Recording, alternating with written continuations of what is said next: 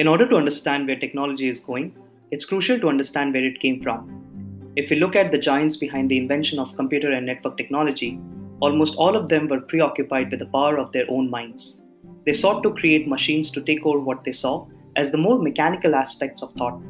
For instance, Charles Babbage needed a way to produce accurate logarithmic tables, or Turing wanted a perfectly definite way to solve mathematical and cryptographical problems, or Licklider wanted a machine to do all his clerical research work. Howard Rheingold, an American writer and teacher, calls these technologies and mind amplifying technologies, which have pretty much changed the way we think and communicate today. We live in an almost networked society, a society whose social structure is made up of networks powered by microelectronics based information and communication technologies, as Manuel Castells, a Spanish sociologist, puts it. People connect with each other around affinities and common interests. Not only do they connect with each other and talk about things online, but they also organize actions in the physical world for good or for bad. Thus, the paramount question remains on how should we all participate online for the greater common good.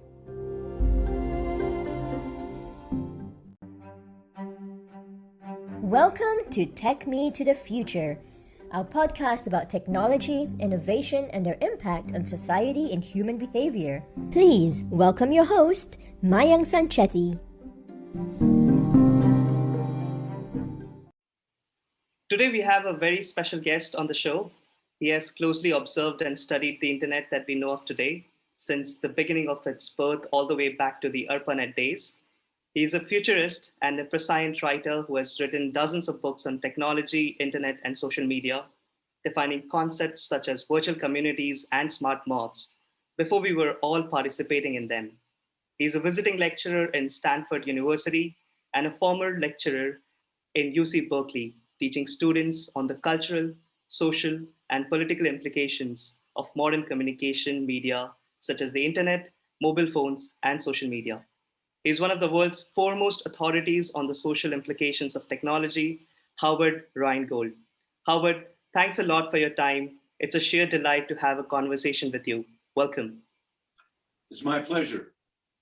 Before we jump into more serious discussion, if I may ask, on a very lighter note, I think I've found you as one of the most flamboyant personality that I've come across. You have a very colorful background, and I wish my listeners could see the background as well. Lots of psychedelic art. You have those colorful jackets, and in most of the videos I see, you have very colorful shirts as well. Is there a story behind it, if you would like to share? I grew up in Phoenix, Arizona in the late 1950s, and that was a very straight-laced place. And it seemed like everyone, my teachers and fellow students, were trying to make me conform to their standard, and that did not appeal to me. So I just decided to be myself and be idiosyncratic, I guess you would call it. Of course, many years have gone by, and nobody is trying to make me conform to any standard, but I'm still that way. So, why not? I don't have a boss. So you always had that contempt for authority, similar to maybe Albert Einstein himself. I would say not so much. Well, yeah, some resistance to authority, but mostly I just didn't understand why everybody wanted to look alike and sound alike and talk alike. Probably your listeners would say this is typically American, and we have a very individualistic country, but within this country full of individuals, there are a limited number of tribal flavors that you can adopt. I think that's pretty much fine till the time you are in the societal norm, not hurting anyone. And it's very important so that we have n number of ideas coming in from n number of people around the world. And I think that's the basic premise of the humanity. So let me jump into your first book about tools for thought. I came across your book while reading one of those blogs about top 10, top 20 science books to read. And when I read the title Tools for Thought, the History and Future of Mind Expanding Technology, I thought it's more about a futuristic technology where you use one of those chips and put it in your brain, and it changes your biological and neurological structure and somehow amplifies mind. But when I read the first couple of chapters, it was basically the history of computing technology. And it was very fascinating to me the way you defined computing technology as mind shaping technology. How do you think personal computers helped in enhancing the way we think and communicate? Well, maybe if I tell you how I came to write that book, that may explain that. Sure. In the late 1970s, when personal computers were first started, I had been a freelance writer for some years, and I used a typewriter. And the thing about a typewriter is when you make enough revisions on your page, you have to retype the page. And I heard that it was possible to use a computer to move words and paragraphs around on a screen, and then you could print it out. So I found an article in the 1977 Scientific American. You can still find it online, and the title was Microelectronics and the Personal Computer by a man by the name of Alan Kay. And Alan Kay worked at a place called Xerox Palo Alto Research Center, or Xerox PARC. And they had really invented what we now know as the personal computer, the graphic user interface, the Ethernet, the laser printer. Those all came from that place. And I thought, well, for a writer who's interested in technology and the future and mind, this would be the place to go. So I talked my way into doing a writing job for them, where I interviewed interesting people there and they placed them in magazines. And I met a man by the name of Bob Taylor. Mm-hmm. And in fact, I've written about Bob Taylor. And if you're interested in where all this came from, he's one of the key people. He was a young funder at the Advanced Research Projects Agency, and he funded people like Doug Engelbart and others to create this new kind of interactive computing, because computers were not things that non-computer programmers ever used. You had to write your program on a bunch of cards and then give the cards to an operator, and the operator would give you a long printout. This was directly interacting with the computer through a screen, was a brand new idea. So when ARPA, which was funded by the US Defense Department, decided that you could only work on defense projects, a lot of these people left. And they were at universities around the country.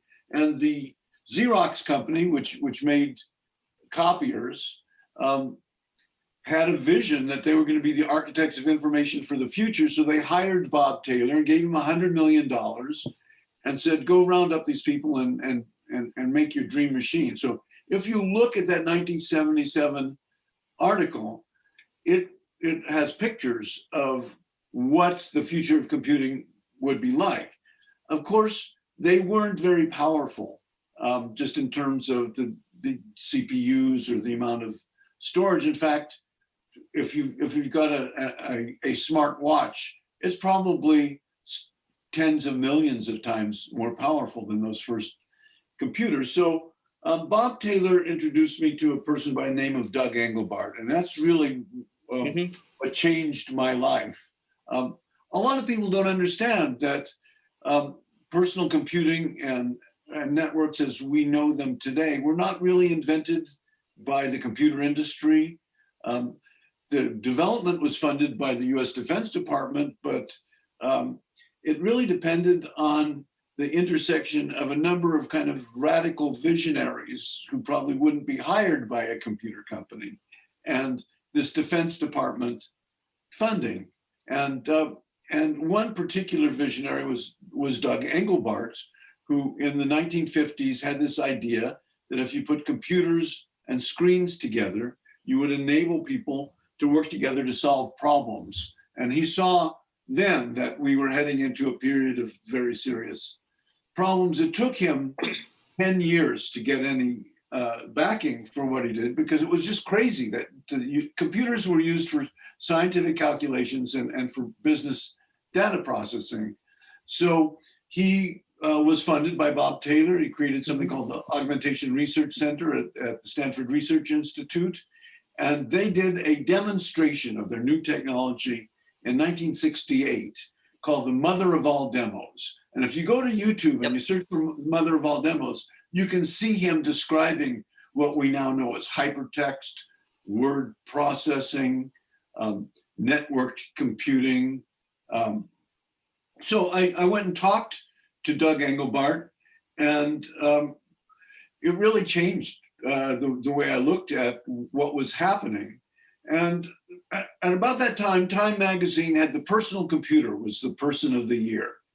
And a lot of interest was on the young Bill Gates and the young Steve Jobs. And as interesting as they were really building on a series of discoveries and innovations that people had done over more than a century. There was Xerox PARC, which people didn't know about, or Doug Engelbart, which people didn't know about, and a lot of other people, John von Neumann, Alan Turing. So I thought it was important for people to understand that this technology was created by people who wanted to have tools that would help them think better. So that brings me to the answer to your question. Engelbart wrote a paper because nobody understood what he was talking about. So he wrote a paper called Augmenting Human Intellect. And the thesis of his paper was that if you could use a computer and a screen to augment some low-level tasks, like moving words and paragraphs around on a screen, or clicking on something and seeing what it linked to, that this would enable people to think better, to think in ways they weren't able to think before, and to think together and to collaborate in ways that they weren't able to do before. What Steve Jobs and Bill Gates did was turn this into a consumer product. And now there's another story, which I think we'll get to when we talk about the virtual community, when all of these personal computers started connecting together and communicating. But that was really, and as a writer, there was no doubt that it amplified my ability to do research and to compose and to communicate. Before the personal computer and the internet, I had a typewriter, a telephone, and a library card. And those were my tools. It was really like starting out with a horse and buggy and ending up having your own space shuttle. It's just amazing the difference it has made in my career, in my ability to think and compose. Rightly said, Howard. When I was reading your book, it was a time travel experience for me, going all the way through the history of science fiction kind of a thing. And I totally agree that very often we normalize the technological development, or we take things for granted, but we tend to forget that technology as we see it today is a result of works of giants over giants, over the shoulders of other giants. And you classified them into three categories in your book, namely patriarchs, pioneers, and infonauts. I think Doug Engelbart, Bob Taylor being the infonauts, if I'm not wrong. So you mentioned that Doug Engelbart at least had a motivation or a vision to use personal computers to augment our intellect. Let's go back a little bit. What were the other motivations of the patriarchs and pioneers when they were thinking about these computing technologies? Well, you can't really talk about the electronic digital computer without talking about the atomic bomb, because the first electronic digital computer, known as ENIAC, that was created during World War II by the US War Department, or funded by the US War Department, was created in order to do increasingly complicated ballistics calculations for artillery. But then something called the Manhattan Project happened, and they needed to do extremely large calculations. One of the calculations they had to do was, would this device they were building ignite the atmosphere and blow up the Earth? So they had to do these models that they couldn't do otherwise. There happened to be a person who was working on both projects. His name was John von Neumann. And in the book, I talk about that, just the accident. He was at a remote railroad station on his way to New Mexico, where the Manhattan Project was a secret facility. And he happened to run into a man by the name of Herman Goldstein, who was working on the ENIAC. And they had a conversation there. And von Neumann, who's probably the person who has most affected our world, that the fewest people know about, realized what this could do. And then after the war, they wanted to build the H-bomb. So the further development of computing, the development of programming languages, for example, and external storage, all of that happened at Princeton Institute of Advanced Study, where von Neumann was working on calculations for the H-bomb. So you can't, if it had just been the military use of it, well, of course, the first computer companies, IBM and others, that they adopted this to do things like payroll. But if it had been up to the computer companies or the Defense Department, they probably wouldn't have done what happened later. So it was really in a matter of stages. And of course, this was all built on circuits and information theory that came from code breaking. Alan Turing was a code breaker. He's actually a mathematician. And in trying to solve a famous mathematical problem, he came up with the idea of what's called a Turing machine, which is actually just the theoretical basis for computation. Before that, there was George Boole, who thought, well, maybe we can make logic a kind of mathematics, and we can just work out logical problems with equations. So many of these people had different motivations, but they understood and built on what previous people had done. Of course, when you get, I think it's important to say this about Engelbart. He didn't do it to make money. He didn't do it to be an academic. He definitely decided he didn't want to be a computer scientist. He definitely decided he didn't want to work for a company or start a company. He wanted to give this thing away to the world.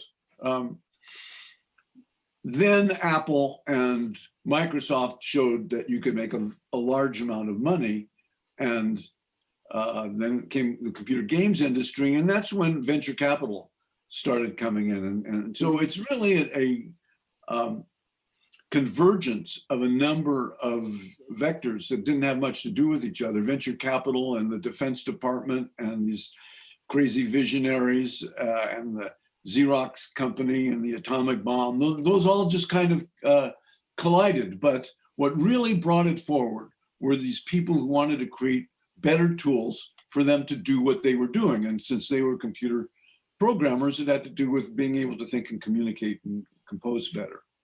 Many of the major breakthroughs leading to the creation of the first electronic computers were possible due to the government funding during World War II, whether it was assembly of great physicists, mathematicians such as Alan Turing, Newman to build ENIAC. Do you think the world needs more government funding to accelerate the progress in computing, such as quantum physics and machine learning? Or do you think the tech giants today are resourceful enough to collaborate with the best researchers to bring that change? How do you think that the innovation ecosystem is changing? Well, what ought to be funded by governments are what they call pre-competitive.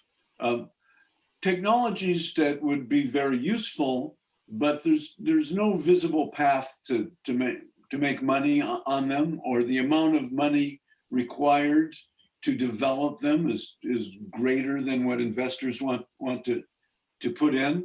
So I think that there's a kind of an evolution with these projects. Certainly not all technologies, but very complex ones.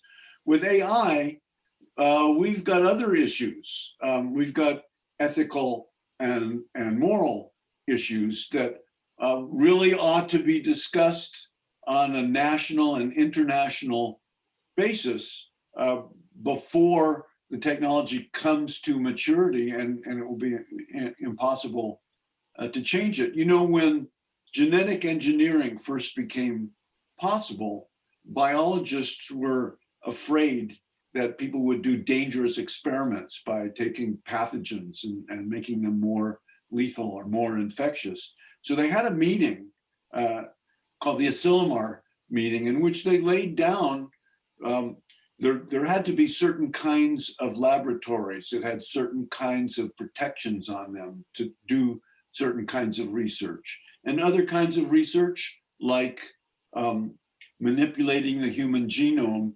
they prohibited.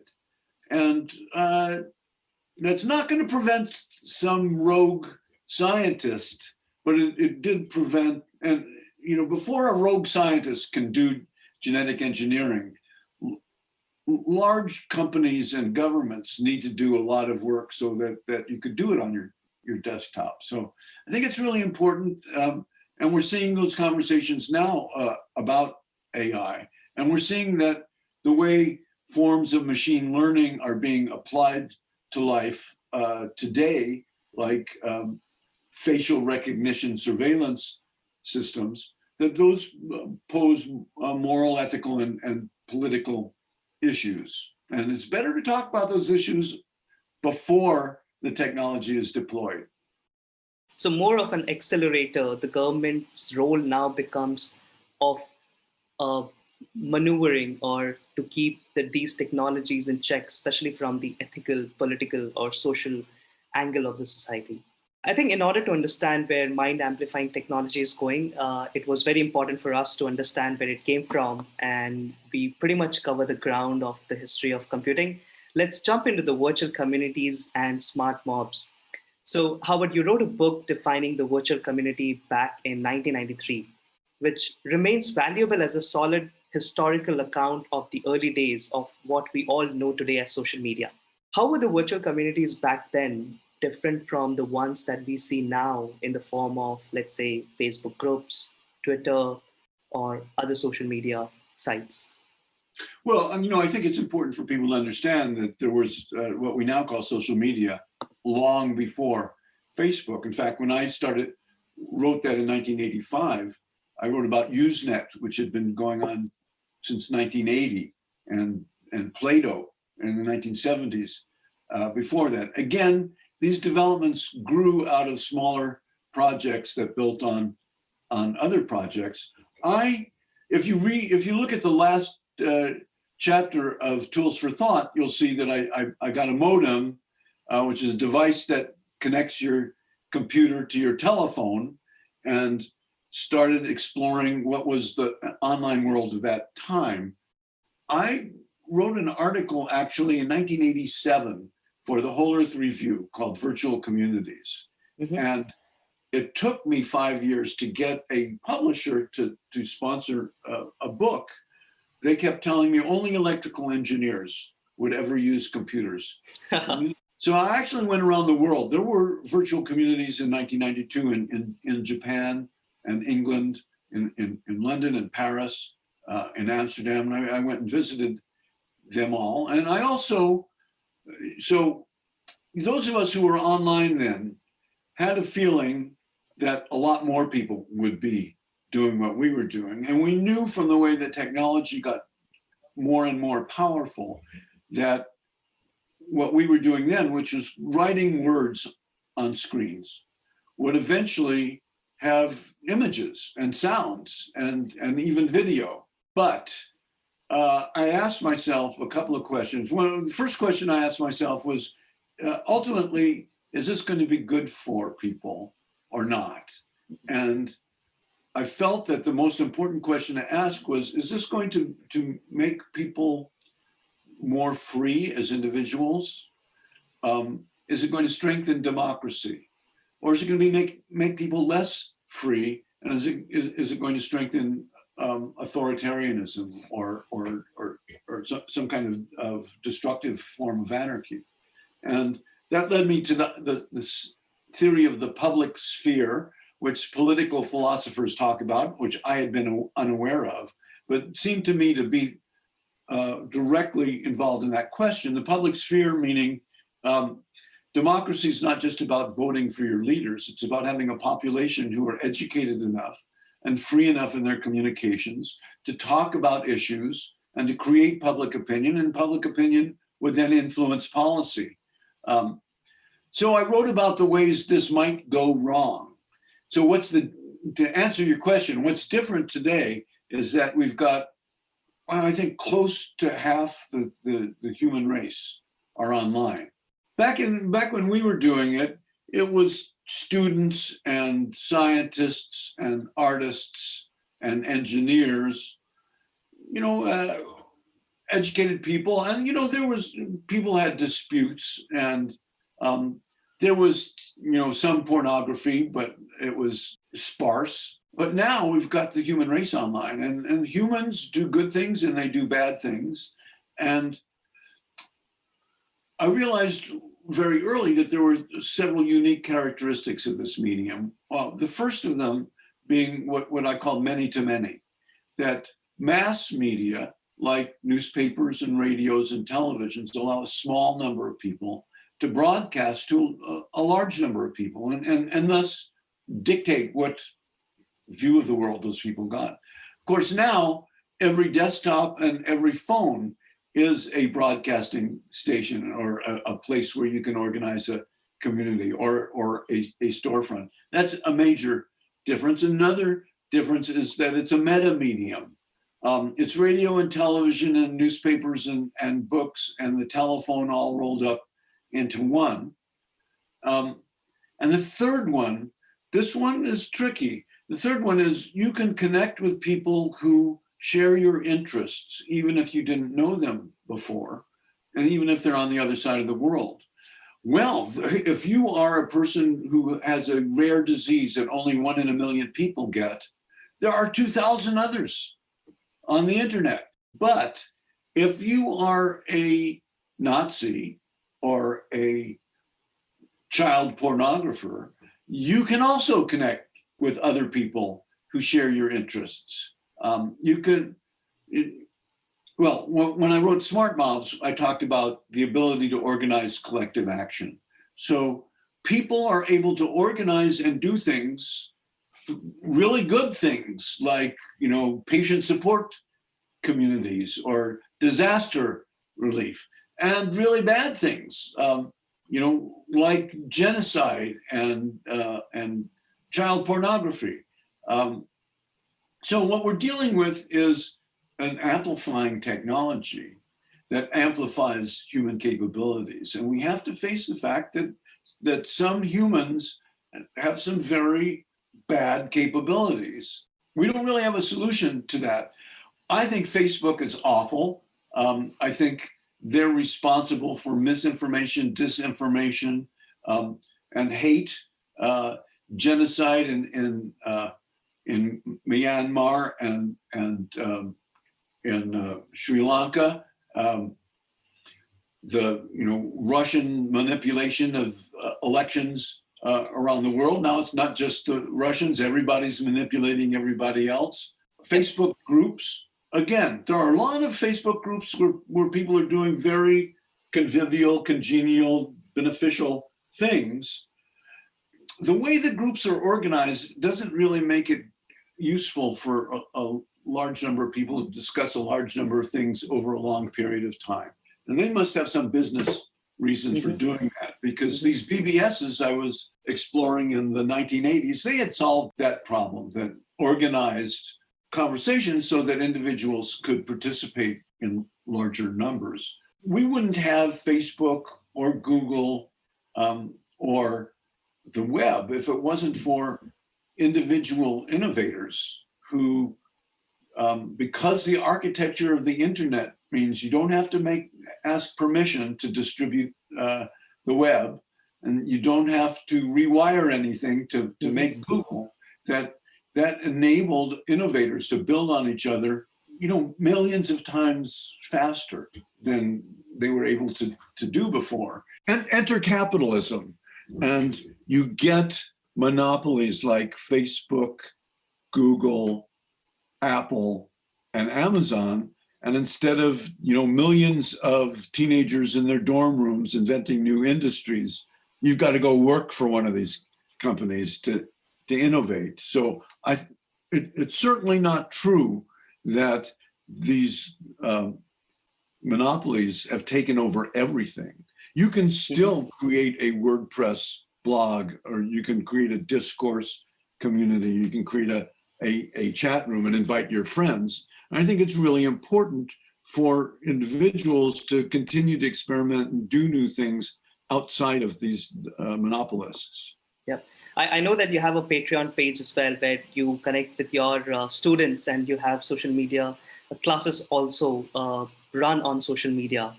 Howard, you touched upon a couple of things over there. I'll try to pick threads one by one. One of the things that Facebook is being criticized is about the entire surveillance capitalism. You were in the founding executive editor of Hotwired, an online magazine back in 1990s, where the business model was to get money from sponsored ads and banners. So it was very similar to making money out of the attention span of the consumer. The attention business model pretty much existed back then as well. Two questions. How is the attention business model different today? Or is it the same but has just amplified? And second, what needs to be corrected in the current form of social media such as Facebook that we have today? Well, I was actually there when the first banner ad was created at Hotwired, and it was really quite exciting. Again, people don't understand what things were like back then. If in 1993 or 94, when the web was first developing, you said you wanted to make money on the internet, people would have laughed at you. There was a company called Netscape that went public with a browser in 1994, and suddenly it became possible to think about making money online. But making money from a cultural enterprise is tricky. Magazines don't make money from subscriptions. They make money from subscriptions plus ads. And if you want to reach a man, you advertise in a men's magazine. If you want to reach a woman, you advertise in a woman's magazine. Those are pretty broad categories. You're going to have to, get thousands and thousands of people to see your ad before one buys your product. But we were pretty excited that we were able to do art and culture online and pay people to do it. Of course, all advertising requires attracting people's attention. The men's magazines has pictures of naked women, and magazines cater to what they think their particular demographic needs. And then the people who want to advertise to them pay to get their attention. The Facebook model, the surveillance capitalism model is, well, we can now track everything you do, everything you click on, everything you like, every person you communicate with on Facebook, and every website you visit and everything you click on and you like outside of Facebook. We can compile a dossier of information about who you are and what your preferences are, and we can then find people who want to sell something to a single 18-year-old woman who lives in a small town. They don't directly communicate with that person. Facebook or Google act as intermediaries that show your ad automatically, computationally, to the people who fit those characteristics. Not only do they collect all the information about your behavior online, they go out and they buy information from companies that collect information about people. Not only that, but they've driven, if you talk about Google, they've driven cars down all the streets in the world, and they've taken pictures of your house. So it turns out what happened with the US presidential election in 2016 is that this micro-targeting, which is what this is called, based on these dossiers that are amassed by surveilling individuals, that works very well to manipulate people's political opinions as well as what they want to buy, and without them knowing that they're being manipulated. Another issue with Facebook is scale. With more than 2 billion people online, it's really impossible to automatically or to hire people. There are something like 20,000 people who they hire to look at horrible, horrible things like children being raped and beheadings. Thousands of these are being posted every day. And there are humans who screen these. They still can't keep up with it. When they try to get an AI to do it, it also, okay, so you can knock out pornography, but now you can't talk about breastfeeding. So it's very, very difficult to reform what's dangerous and destructive about micro-targeting without changing the business model that Facebook has. And I quit Facebook for all these reasons. And I joined Patreon because it was also a place where I could share my writing and my art. But instead of surveilling people and advertising to them, I asked people to send me $1 a month or something like that. And if you can get enough people, then you can begin to make money. So creators are beginning to make money by people giving them money in small amounts and giving each other money in small amounts. I don't think this is going to take over the web, but at least it's an alternative to the surveillance capitalism model. That's good to know. So for people who are still using Facebook or are part of these communities, for them, they have a great tool at some level and a bank of knowledge at their fingertips. What would you suggest these people on how to thrive online in today's world? I think a better example is Twitter than Facebook, because Facebook has a pretty rigid template and an algorithm that controls what you see. Mm-hmm. In Twitter, you can choose who you pay attention to. And Twitter will try to show you ads and promoted posts, but for the most part, if you are a teacher, you can pay attention to a lot of teachers. If you're an engineer, you can pay attention to a lot of engineers. Twitter doesn't teach you how to use it. I wrote a piece called Twitter Literacy. If you Google Twitter Literacy, you'll get it, and I get into some detail about it. But I learned from educators about the personal learning network. So when I started teaching using what came to be known as social media, I found that there were other people who were already doing it. And I followed them on Twitter and I saw who they followed and I paid attention to them and I began communicating with them and I established relationships with them and asked them questions. And, personal learning network is a network of people, not only who you learn from, but you learn together. I'm not going to get much help asking strangers for it if I have not already given them something. So I think that if you know how to use a medium like Twitter, no matter what your interests are, you can build a personal learning network. So that's an example. Now for educators, WordPress is it's free and open source. So if you have a server, you can install it yourself. Or if you want to use their sponsored version, you can pay them to do it. But you can configure WordPress to be a classroom. You can make a community out of it. There are forums such as discourse.org. A lot of ways that people are using Slack for a community. You can use tools that are free to build your own and experiment with your own. And there's places like Tumblr and DeviantArt. The web is actually full of these places if you go look for them. So I guess my advice would be, there's a world outside of Facebook, and you should explore it a little bit. And you should, some of the people who find what's going on out there interesting, I encourage to make your own communities. You also wrote about 5 kinds of literacies in your book, Net Smart, on how to thrive online. Do you want to talk more about it? Yeah. So, by the 2000s, so we talked about what I was doing in the 1980s, talking about the future of personal computers, in the 1990s, talking about the future of computer-mediated communication. In the early 2000s, I wrote about collective action and mobile devices, my book, Smart Mobs.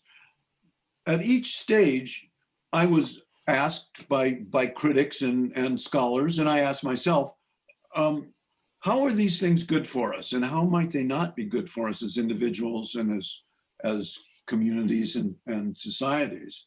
And I decided that the answer is, it depends on what people know.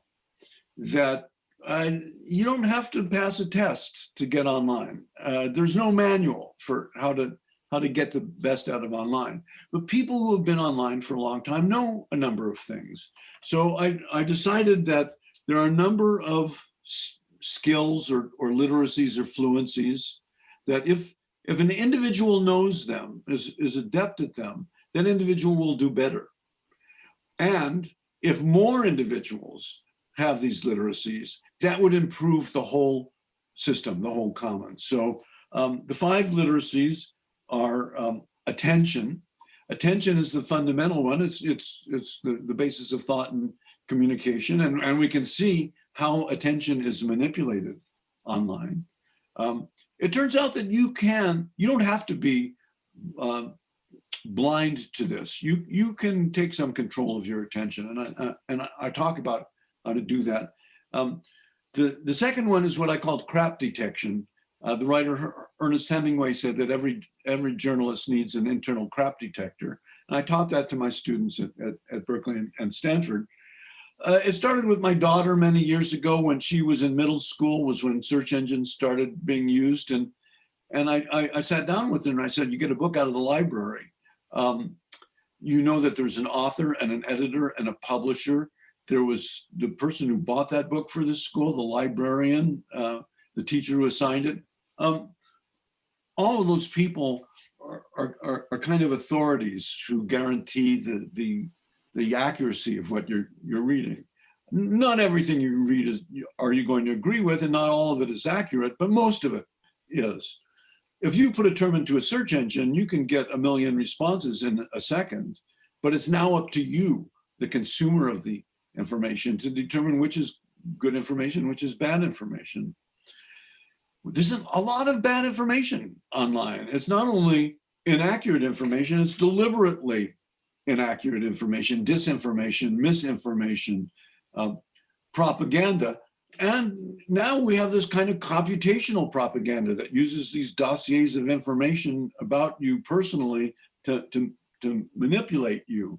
I think this is something that ought to be taught before kids get online in elementary school. So that's the second one. The third one is participation. We wouldn't be talking about this. We wouldn't have Facebook or Google or Amazon if some young people had not participated online and decided to do something about it. Collaboration. Well, we've been talking about a lot of different forms of collaboration. You know, there's not only virtual communities, but or flash mobs. There are ways for you to make things together, like open source software, if you know how to do it. Again, the tools are out there.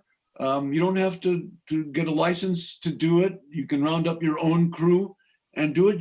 What's missing is know-how. And then the last of the literacies was network know-how. We live in a networked world, and knowing how networks work gives you an advantage. So that book, it was published by MIT Press, and a lot of teachers still use it as textbooks. But I don't think literacy is going to be the answer to what's wrong with what's online until it's taught in a massive way. And education institutions are very, very slow to change. And we are not seeing millions of schools teaching kids how to search and verify information. I'd love to see that happen. So I haven't given up on it, but it's a formidable challenge.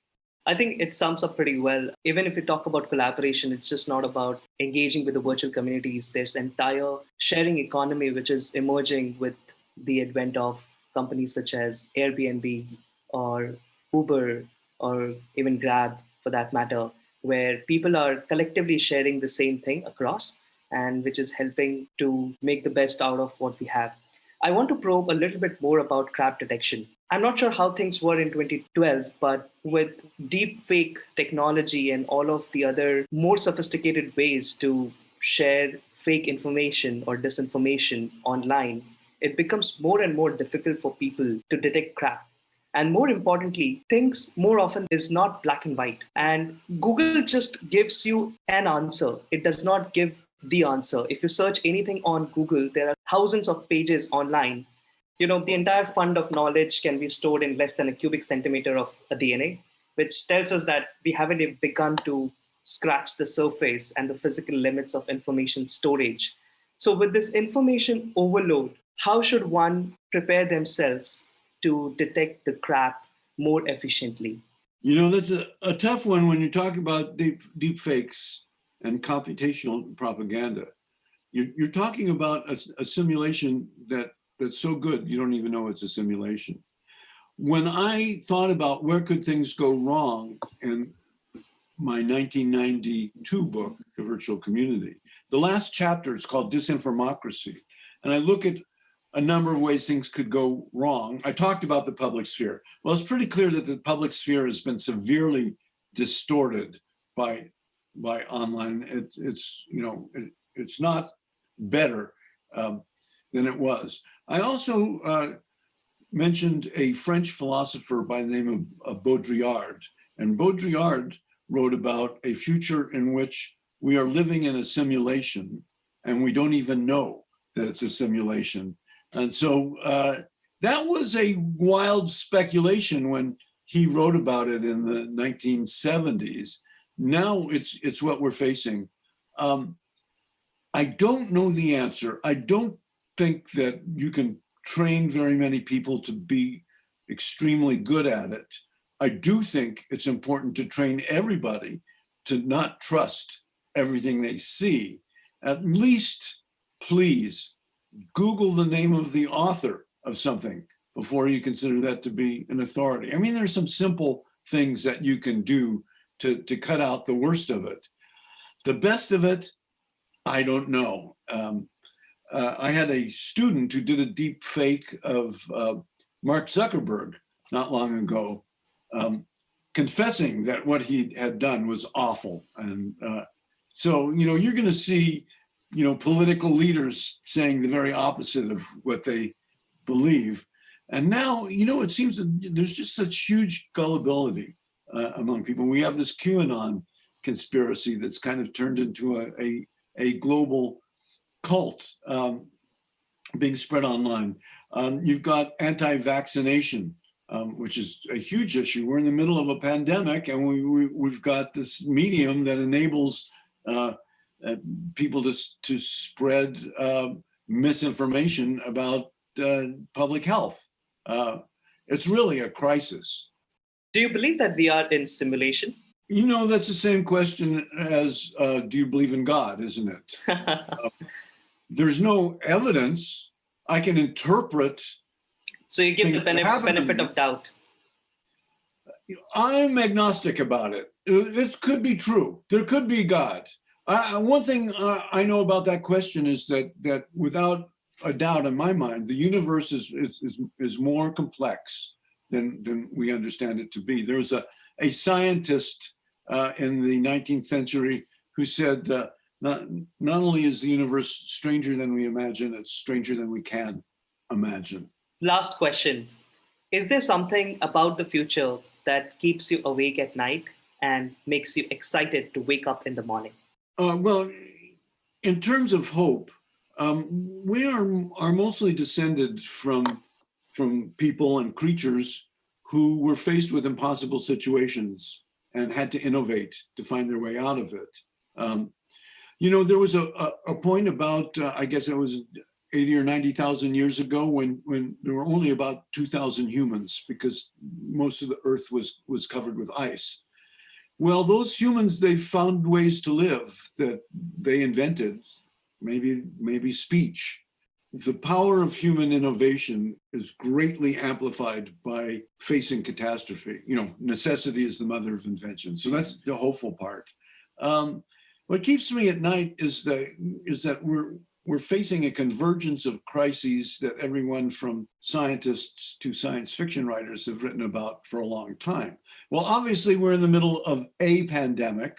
It's not the last pandemic, and we're seeing what that is doing. We're also seeing the political failure of nations and industries to face the climate change, global warming crisis. It is something in which we could act and mitigate the worst possible outcomes. Things have already changed. Tell that to people in Australia who have the fires, people in California like myself who have to have air filters because of the air quality from the fires. It's happening. The whole climate change thing is scary. The whole pandemic thing is scary. We've got nuclear weapons. We sort of don't worry about nuclear weapons so much anymore, but they're still there. Hate groups are on the rise. Fascism is becoming fashionable. Again, there's a lot of things to worry about. I'm not going to say that people are basically good, but I do believe there are a lot of good people who may be strangers who are going to risk their lives for you if necessary. And I think if we combine the human genius for innovation and the fact that for the most part, humans have a heart and they will help each other. We haven't gotten to talk about it, but part of my research, my TED Talk was about a science of cooperation.